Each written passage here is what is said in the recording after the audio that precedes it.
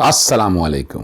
Mohammad Azhar Siddique inside news Ibrahim राय साहब के programme में हाज़िर खिदमत है। मैंने पहले भी बताया था कि इब्राहिम राय साहब छोटे भाइयों की तरह से फ़रीज़ा हाजत अदायगी के लिए मुल्क से बाहर हैं, तो थोड़ी सी ज़िम्मेदारी मेरे ऊपर है। मैं कोशिश तो करता हूँ डेली बेसिस पे, लेकिन जितना भी मेरे पास वक्त मिलता है मैं कोशिश करूँगा आप तक मामलात को शेयर करते रहूँ। 3 चीज़ें हैं जो डिस्कस करने वाली है। जस्टिस काजी फायज़ ईसा का जो बेंच से अलहदा होना और कुछ उनके बारे में प्रेसिडेंशियल काउंसिल के मामला जो पेंडिंग है उस पर गुफ्तगू करेंगे। लंदन प्लान के बाद दुबई यात्रा वो क्या होने जा रहा है मेरी राय के मुताबिक, और तीसरा क्या मिलिट्री कोर्ट सस्टेन कर सकेंगी। सबसे पहले मैं आपको बता दूं, मैं तो पहले दिन से एक बात कर रहा हूँ कि जो फौजी अदालतें हैं ये सस्टेन नहीं करेंगी मौजूदा कॉन्स्टिट्यूशनल स्कीम में। पॉलिटिकल एक मूव अगर ले ली जाए इमरान खान के हवाले से, अगर माना जाए कि इन्वॉल्वमेंट भी है, तो पॉलिटिकल मूव और मोटिव बड़ा क्लियर हो जाएगा। मोटिव तो दुश्मनों का मोटिव दहशतगर्दी नहीं है। दहशतगर्दी तो दहशतगर्दी करने आते हैं, सियासतदानों ने क्या करना है। अगर मान लें कि ये चलें, अगर दूसरी तरफ आ जाए 9 मई के वाक़यात को अगर सामने रख कर देख लें, कोई फ़ौजी उसके अंदर इन्वॉल्व नज़र नहीं आया। ऑफिशियल सीक्रेट एक्ट की वायलेशन कहाँ हुई है, दैट्स वेरी इंटरेस्टिंग। कोई इंक्वायरी और डिटेल में डेप्थ में डिटेल नहीं आई, यही सुप्रीम कोर्ट के सामने बात आई। तो ये यानी अब देखिए इसका हल मैं जो समझता हूँ कि अभी जो कि दहशतगर्दी के पर्चे दर्ज हुए थे, दहशतगर्दी के पर्चों में इंक्वायरी और इन्वेस्टिगेशन सारी हो चुकी है। ट्रायल कोर्ट में जाएं, एविडेंस लीड करें, एविडेंस प्रोड्यूस हो, एविडेंस के बाद अगर कोर्ट महसूस करती है तो ये मामला रेफर कर दे फौजी अदालत। यानी कोर्ट समझती है कि इसमें ये इतनी एविडेंस है जो ये it's a legal way, it's a constitutional वे।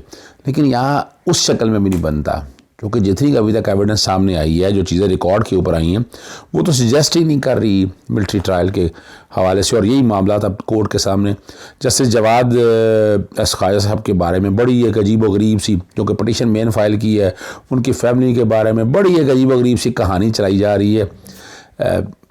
वो असूलों पर रहने वाला आदमी है, मैं गवाही देता हूँ इस बात की। मैं उनको इतना पुराना जानता हूँ। लाहौर हाई कोर्ट में public interest pro bono public को सिखाई तो उस इंसान ने सिखाई, और वो इस मामले में पीछे हटने वाले आदमी नहीं, ईमानदार आदमी है। और हमेशा डिक्टेटरशिप के ख़िलाफ़ वो रहे हैं, हमेशा डिक्टेटरशिप के ख़िलाफ़ रहे हैं, और यह इस निज़ाम के ख़िलाफ़ रहे। फ़ौजी अदालतों को वो कबूल करने का तो सवाल ही पैदा नहीं होता। इस मामले में वकला बरादरी भी जो सियासी गवर्नमेंट के साथ है वो तो शायद ना निकले, लेकिन वकला बरादरी जर्नल जिन्होंने लॉयर्स मूवमेंट चलाई थी वो खड़े हैं, प्रोफेशनल ग्रुप। और ये बाकी जो ग्रुप सारे हैं ये तो हमेशा से किसी ना किसी बैगेज का हिस्सा रहे हैं, तो इसलिए इनसे उम्मीद आप नहीं कर सकते। तो कल समाज जब दोबारा शुरू होगी बहुत चीज़ें सामने आ जाएंगी। बेंच 7 मेंबर बेंच सुन रहा है, कहा जा रहा है बेंच टूट जाएगा, अजीबोगरीब सी कहानी है। और मेन वजह जो है वो जस्टिस काजी फायज़ ईसा का वो नोट है। देखें जस्टिस काजी फायज़ ईसा ने जो नोट लिखा है, डायसेंट नोट लिखा है, जो उन्होंने अपना नुक्ता नज़र लिखा है, जब वो बेंच से रिक्यूज़ कर रहे हैं, तो बेंच से आप रिक्यूज़ कर रहे हैं, उसमें रीजनिंग क्या देने की ज़रूरत है। अब रिक्यूज़ हमने तो कभी आज तक ये नहीं देखा बेंच के रिक्यूज़ करने के हवाले से।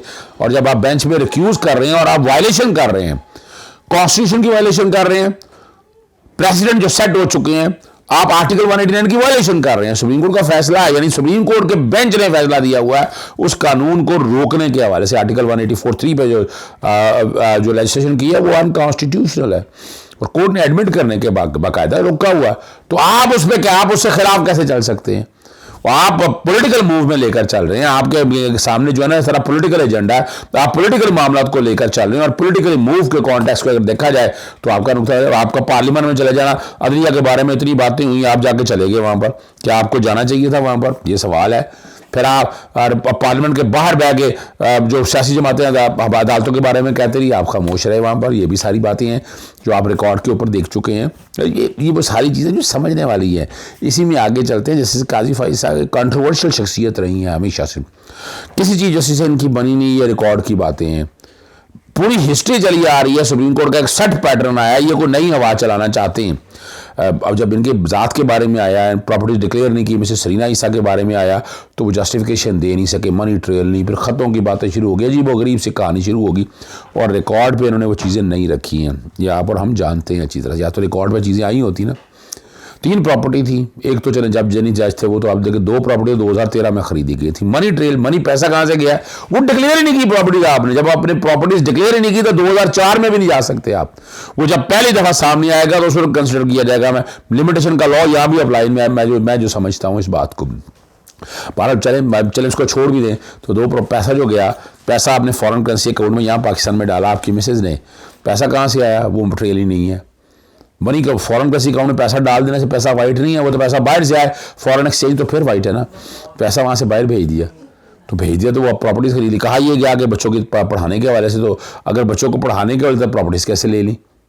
फिर उनका जो अकाउंट है वो डिक्लेयर किया गया, जॉइंट अकाउंट, वो जस्टिस काजी फाइज साहब ने भी नहीं किया। ये देखिए सुप्रीम कोर्ट ने बड़ा इंटेलिजेंटली सुप्रीम जुडिशल काउंसिल के हवाले से आगे इंक्वायरी और इन्वेस्टिगेशन होनी चाहिए, FBI को भिजवा दिया। FBI ने उसकी इंक्वायरी और इन्वेस्टिगेशन की एक रिपोर्ट रिकॉर्ड पर आ चुकी हुई है। 5 साल की इनकम टैक्स की रिटर्न है, सारा कुछ रिकॉर्ड पे है। कोई तकरीबन अगर देखा जाए इशारों को तो 1 करोड़ के करीब, 95 लाख या 1 करोड़ के करीब आमदन है। तीनों जो प्रॉपर्टीज़ हैं क्यूमुलेटिव वैल्यू निकाली जाए तो ये सारा कुछ 10 करोड़ के करीब बनता है। तो माइनस करने के बाद जो टैक्स दे दिया है तो 3.5 करोड़ के करीब टैक्स लगा। ये टैक्स आपने अवेड किया है, चोरी किया है ये। अब चूँकि आप पब्लिक ऑफिस होल्डर की मिसेज हैं तो पब्लिक ऑफिस होल्डर जब आएगा तो फिर ये एसेट बियॉन्ड मीन कहलाएगा। आप नैब में सेक्शन 9 के हवाले से आएगा। 9 के हवाले से आपको पता वो कर कुछ नहीं रहे। नैब को मैंने कई नोटिस दिए कि आप जजेस के बारे में क्या तरीक़ाकार है, इतलाक़ का क्या तरीक़ाकार है वो बताएं। वो उन्होंने अभी तक तो कुछ बताया नहीं। हमने ये सारा कुछ देखा है, रिकॉर्ड के ऊपर देखा है। ये चीज़ें समझनी ज़रूरी है कि हमने ये सारी चीज़ें रिकॉर्ड के ऊपर देखी, हमें कुछ नज़र आता है कि नहीं। फिर और फिर आपको पता है बेंच मैनेज करने के बारे में ट्वीट चलते रहे कि बेंच ऐसा हो गया वैसा हो गया, ये भी रिकॉर्ड के ऊपर आया। तो ये बेंच तोड़ने और बनाने का अमल जो है ना बड़े प्लानिंग के साथ पीछे से चलता आ रहा है। बेंच बनना टूटना, हालांकि रिव्यू जो है हमेशा वही बेंच सुनता रहा है। इसके लिए बताया गया बड़ा बेंच होना चाहिए। फिर वो जस्टिस गुलजार साहब मैं समझता हूँ प्रेशर में आ गए और बेंच बड़ा बना दिया, और बड़ा बेंच में आकर फिर वो ट्वीटें निकल आई जनाब, और वो मैनेज करने में कामयाब हो गए। यानी ये क्या कहानियाँ सारी चलती रही हैं। छोड़े इन चीज़ों को। बात बड़ी सीधी है, एक जज की अकाउंटेबिलिटी करनी है तो सुप्रीम जुडिशल काउंसिल है। सुप्रीम जुडिशल काउंसिल आज करे, क्यों नहीं कर रही है सारे मामले को।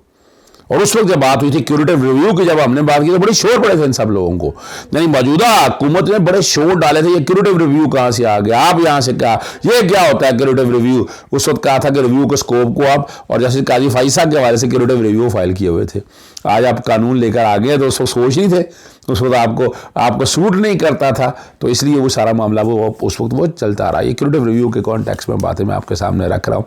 तो अब जो बात है, सुप्रीम कोर्ट लार्जर बेंच ने सेट साइड तो कर दी, रिपोर्ट भी सेट साइड कर दी, लेकिन वो रिकॉर्ड से कैसे आप निकालेंगे। रिकॉर्ड में तो आज भी दस्तयाब है, वो रिपोर्ट आज भी अवेलेबल है, और सुप्रीम जुडिशल काउंसिल कुछ कर नहीं रही, और नैब उस पर कार्रवाई नहीं करता। किसी एक को तो करना है ना। वो तो प्रॉपर्टीज आपके पास वाइट पैसा है ही नहीं। मिसेस के हवाले से बड़ी बातें हुई, जायदादें हैं, रेंटल इनकम है, बड़ा शोर डाला, निकला क्या, खोदा पहाड़ निकला चूहा, क्या चीज़ें रिकॉर्ड के ऊपर आई। मैंने तो कोई चीज़ ऐसी रिकॉर्ड पर नहीं देखी। मैं बता दें आपने रिकॉर्ड पर रखी है, वो सिर्फ ख़त लिख देना, ख़त लीक कर देना, आज भी होता है। उर्दू ट्रांसलेशन पहले होती है, बाहर निकल जाती है, ये सारा कुछ हम देखते रहें। तो हम ये कहना, आपको आइन और कानून की इंटरप्रिटेशन के हवाले से एक बेंच का आप हिस्सा बने, आपको उस बेंच का हिस्सा रहना चाहिए था। आप सिर्फ इस बुनियाद पे कि जनाब वो 184(3) नहीं है, इसका मतलब आप समझते हैं कि 183(4)(3) इस मामले में नहीं आना चाहिए था। यानी इसका मतलब यही हुआ ना कि 184(3) के हवाले से बात नहीं आनी चाहिए थी, या इसको नोटिस या सॉरी जुडिशल रिव्यू नहीं करना चाहिए था। तो जुडिशल रिव्यू तो करना पड़ेगा आपको। आप कैसे, ये मामला ही ऐसा है, बड़ा सीरियस मामला है, और इस सीरियस मामले को उसी तरह लेकर चलना जिस तरह आइन और कानून के अंदर गुंजाइश मौजूद है। 4 की बजाय 6 पटिशन इस वक्त गालबन हो चुकी हुई हैं। अब सुप्रीम कोर्ट इस बारे में डिटेल में क्या करती है वो आप समझ सकते हैं। चीज़ें अब आपके सामने सारा कुछ आ गया हुआ है। जस्टिस काजी फाइज साहब काउंट्रोवर्शियल किरदार के तौर पर तारीख में याद रखे जाएंगे, और जहाँ कहीं बड़ा लोग शोर फैज़ाबाद धरने, क्या फैज़ाबाद धरने में किया जी, क्या क्या क्या क्या किया, ज़रा हम भी समझना चाहते हैं ना। सिर्फ एक माइंड सेट के साथ वो काम था। फिर हुदैबिया के सवाल केस का जवाब भी आज तक नहीं आ सका। भाई ये पॉलिटिकली की मामला था ना जो सामने है, जो रिकॉर्ड के ऊपर है, जो आप सारा कुछ देख रहे हैं। ये मैं और आप नहीं कह रहा, ये है रिकॉर्ड स्पीक्स इटसेल्फ। तारीख में रिकॉर्ड की दुरुस्त रहना चाहिए, तारीख तभी याद रहती है। याद रखिएगा, इजाज़त चाहता हूँ। अस्सलाम वालेकुम, अल्लाह हाफ़िज़। पाकिस्तान जिंदाबाद।